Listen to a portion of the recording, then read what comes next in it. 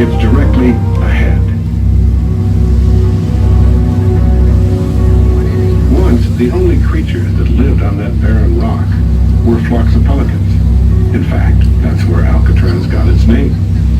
The Spanish named the island after the pelicans, Los Alcatrazes. The U.S. Army decided Alcatraz Island was the perfect place for a fort to defend the bay from invaders. But this cold and windy rock was such an unpleasant place that they changed their minds. It was now the perfect place for a military prison, and eventually a federal penitentiary.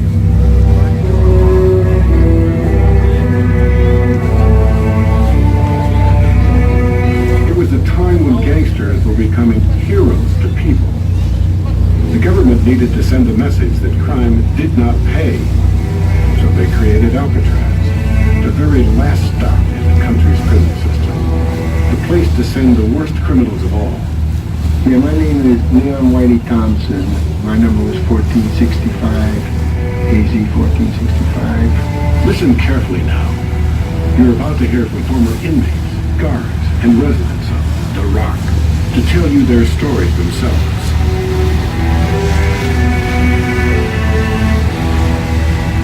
I was a man that had total hatred in them days. I hated anything that walked the call on this earth. And when you got a man like that in prison, then you got to get rid of him. And that's what they did. They shipped him to Alcatraz. These were hard men, kidnappers, bank robbers, killers, men so dangerous that when the first batch arrived by train in 1934, not one was allowed to step down onto free soil. They simply loaded the train cars, one by one, onto barges, and floated them out to the island with the inmates chained up inside. The rumor was that if a man died on Alcatraz, his corpse would leave the same way, stone cold dead, but in chains. With men like these, you could never be too careful. The building you see on top of the hill was the inmate's new home, the Alcatraz cell house. One described it as a tomb of living souls. Some would stay for a year, others for 20 or 25 years or more. To get an idea of the accommodations inside, go ahead and reach your arms up as far as you can from side to side. That's how wide an Alcatraz cell is, only 5 feet across. Now reach your hands up high above your head. That's how tall, and only a bit longer from end to end. The cell house might look huge from here, but it was never completely filled. No more than 300 inmates lived inside at any time. 300. They could all fit on this boat ride today. Notice the circular water tower. Alcatraz is surrounded by water, but on the island itself, not a drop. Fresh water had to come from San Francisco, and not by any pipeline. 2 or 3 times a week, a barge arrived, full of 180,000 gallons of fresh water. It was pumped up into that tank. The tall smokestack marks the Alcatraz powerhouse. One thing that couldn't be brought out here by boat was electricity, so they made their own. One young man was only 21 years old when he first climbed onto The Rock. His name was Frank Heaney, and he was a guard. In fact, the youngest guard ever to serve on Alcatraz. I had a very difficult time. They really took advantage of my age. The old saying that misery loves company, they were very miserable, so they like to make you miserable too. They had no tailor-made cigarettes, they had no candy bars, chewing gum, soft drinks, radios, television, newspapers, rolls or rehabilitation programs. They had none of that when being sent to Alcatraz. Men sent to Alcatraz considered themselves the elite among convicts. But on The Rock, I'm not trying to put a feather in my hat or nothing, but they had a lot of class. You could say they were a higher caliber of criminal. They were more or less professionals, people who robbed mail trucks and banks and so forth. Some were in for murder. They were a cut above average, the average criminal. Robert Stroud, the Birdman, Al Capone, Nicky Cohen, Frankie Gallo, Machine Gun Kelly. They just another stupid fool like I was. And that's the way most of the other cons felt about me. Everybody was the same. Nobody learned that faster than Alphonse Big Al Capone, Mr. Scarface himself. Capone grew like a king in the prison. Here in the bar, he mopped floors just like anybody else. With no one to protect him, Capone was a sitting duck. The big man was roughed up, beaten, and even stabbed. But Capone had carried his real killer with him to Alcatraz. A case of untreated syphilis was eating him and slowly driving him insane. He ended up locked in the bunk cage, the first sexual hospital for mental patients. Till the time right, Capone fought with his ward mate, not with guns or knives, but with bedpans, full bedpans. After prison, one of many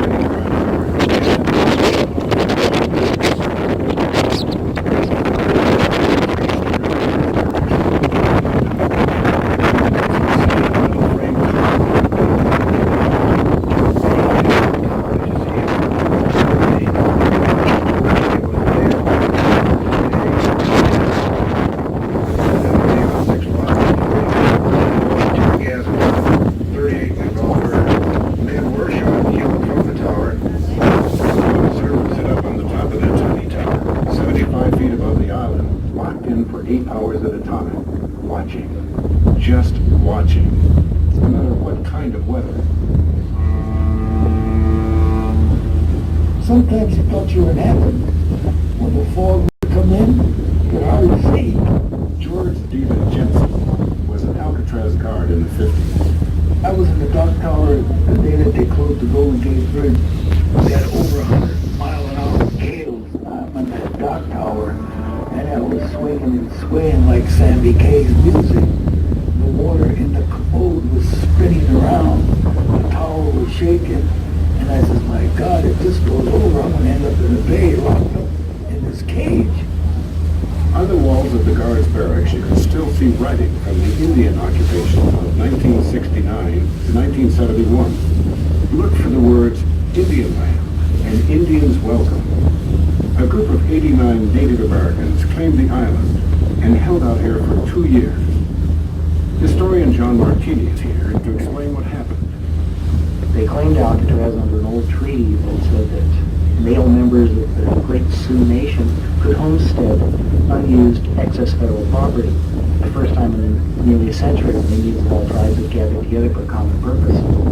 In the end, the Indians were forced off the island. They were probably the only inhabitants of Alcatraz ever to leave unwillingly. Up the hill, you can see a partially destroyed building, open, empty windows. This was once a luxurious Spanish mission-style mansion, home to the Alcatraz warden. It burned in a fire that broke out during the Indian occupation. All that is left is this battered shell.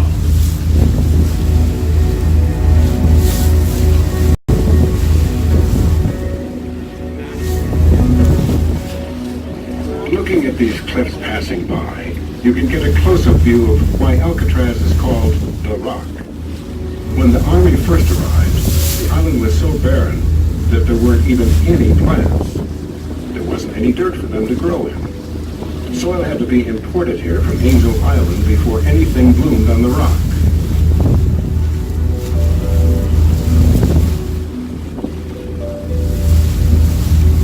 It didn't take long for someone to try to escape from Alcatraz. Just 2 years after the prison opened, guards saw a lone man struggling over a wire fence. They took aim, and he fell to his death into the bay. There's no definite proof that any prisoner ever escaped Alcatraz alive. But that didn't keep desperate men from trying, 36 of them in all. You cannot take away from a man the thought that he wants his freedom. I could see out the window at nighttime, and you could see kind of over by the Berkeley coastline there, and you could see all the lights over there. There's love.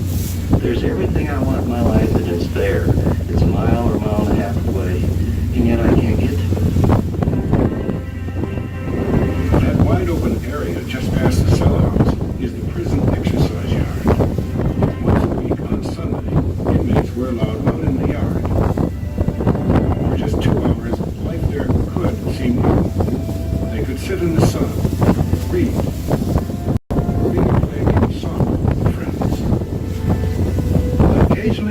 some type of exuberant and knock the ball over the wall. But if you knock the ball over the wall, you're out. It's not a home run, and you can't go to the side and get it either. That long white two-story building was the prison industries. There were a number of attempted escapes that started from that building. There was one incident where the inmates got to the top of the building. You'll see a small tower there. They were going to attack that tower. The officer spotted him, and he shot and killed one and wounded another, and the other was captured. On the top floor of the industries building was a laundry. Alcatraz inmates washed uniforms for all the armed forces around the Bay Area. The laundry arrived on the Army boat and was delivered by soldiers. That gave one very smart inmate an idea. Slowly and patiently, he began to collect bits and pieces of uniforms as they made their way through the laundry. And when I say patient, I mean it. It took him 10 years to do it, but he finally collected a complete Army uniform, dog tags and all. Armed with nothing more than a Texaco map and a few dollars in change, he calmly strolled down to the dock and walked onto the boat with the rest of the soldiers. He made it as far as Angel Island. The Alcatraz guards were there to meet him with a pair of handguns, and he quietly rowed the boat back to the rock. One guard captain said he kind of felt sorry for the guy. He should have won an award for his efforts.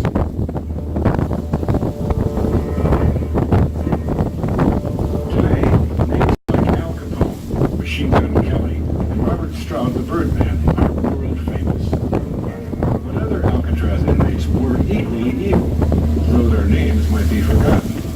Like Billy Cook. He murdered 12 people in cold blood. Oh, Billy Cook.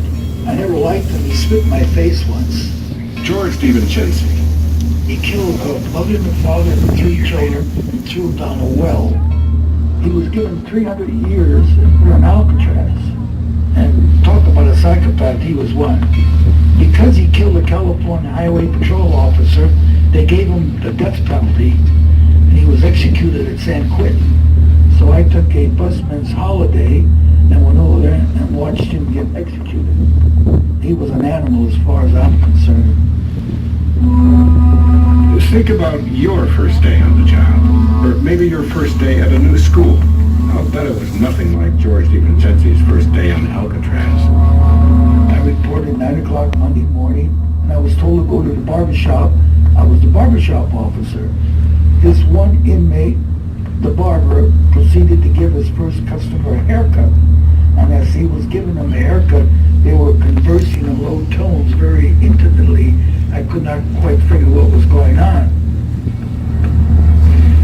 And as the haircut proceeded, the conversation got more intense. Next thing you know, the customer who was getting the haircut got up out of the chair, and the barber lunged at him with these big barber shears about 10 inches long. He got him in the neck, in the heart, in the throat. Down he went, blood flying all over the place. And me, like a damn fool, blowing a whistle, I jumped in trying to separate him. Well, the 3 of us spun around, knocked the barber chair over, knocked another cabinet over, and he kept hitting him with these scissors.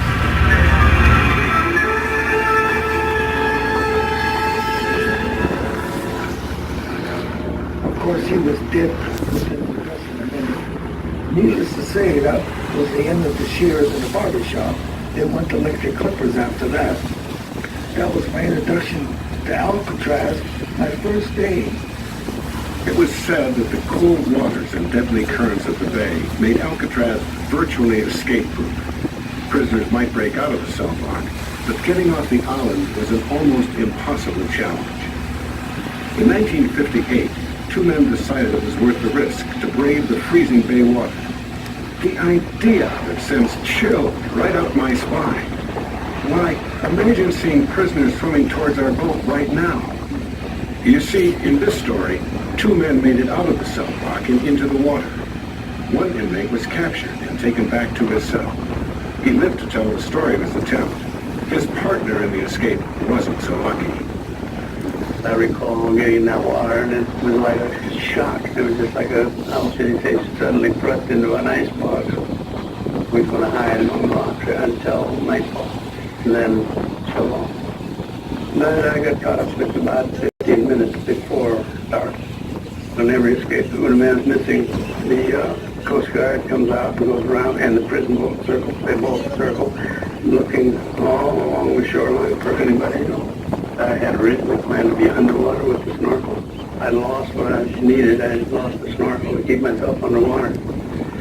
And for that reason, I think I failed on it. If he had been able to hide until dark, he would have had a long, cold swim ahead of him.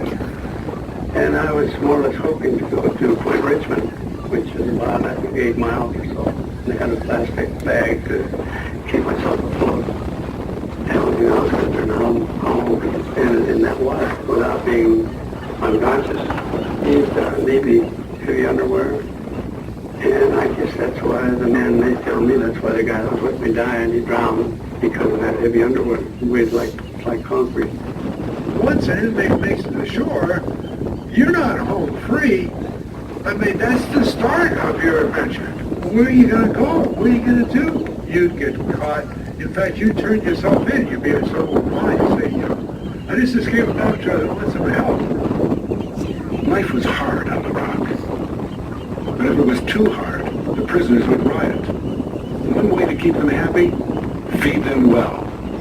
On the menu, there was porterhouse steak with snowflake potatoes, southern fried chicken, or grilled fillet of perch with a lemon wedge and buttered asparagus. Full yet? Better leave room for dessert. If inmates didn't eat everything on their plates, they got no food the next day. There was strawberry ice cream, apple pie, or maybe chocolate cream pie instead. Every Christmas, we had a Christmas tree in the dining room. And entertainment. Ladies and gentlemen, I present to you for your musical edification the all-inmate orchestra, Alcatraz's own The Rock Islanders. They set up in the corner and they would play their music and serenade the inmates while they were having their Christmas luncheon. They had the trumpet and clarinet and drums and saxophone. Oh God, they butchered everything up. They were amateurs, but they tried. In the 3 decades it operated, 1,500 inmates served time at the federal penitentiary at Alcatraz. In 1963, when the last boat left the dock, a chapter in history was closed forever. Did the Rock fulfill its job?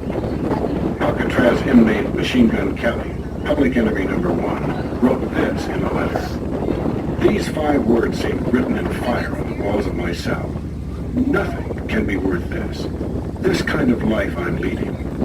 That is the final word of wisdom so far as crime is concerned. Today, Alcatraz is now part of the Golden Gate National Recreation Area. Every year in August, the island hosts a reunion of its former residents. Guards and prisoners again take the boat ride to the Rock, but this time as friends. I'm very happy to talk to them, shake hands, have coffee with them, you know, then spend the day together and reminisce. No animosity as far as I'm concerned. Alcatraz attracts more visitors every year than almost any other national park site in America.